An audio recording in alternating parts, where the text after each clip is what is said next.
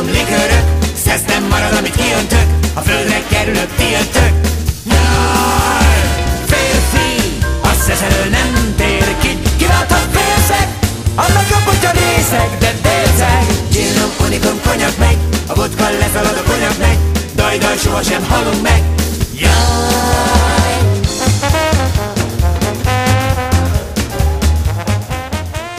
Mindjárt következő kurva nagy lesz!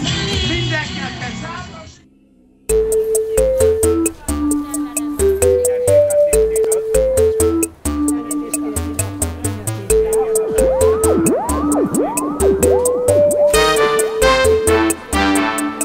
Sárga zsiguli, nyáron ez a tuti, nem kell berúgni. Jöhet még egy-két buli, így végül szó most már nem szerepel a sorban. Magyar ember elvel reppel, szeretned kell engemet, mert nem keresek meg ezerezrest veled egyetemben. Testem erejes, eszem veleje, egy eszperente rapbe keveredett bele.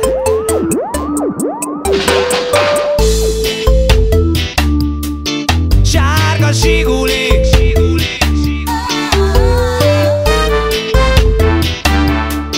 nehezen rímel, de kent be gulyás krémmel a hátam. Csípősen édes kis álmot láttam, melyben a ház előtti nagy öregek paprikás krumplira vetettek szemet. Nem kellett kender, nem kellett hó, egymással enni csak az volt a jó. S a 10. csavaros fagylalt után így kiáltott Cöcke a helyi vagány. Mambo! Szóljál már muternak, dobjon le szottyira pénzt.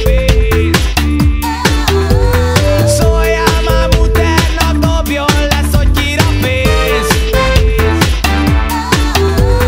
Szóljál már muternak, dobjon le szottyira pénzt.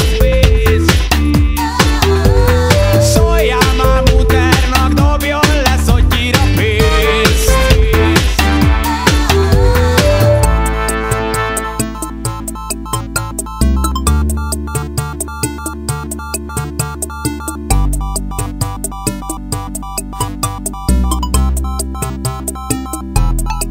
Micsoda pezsgés, késő délután.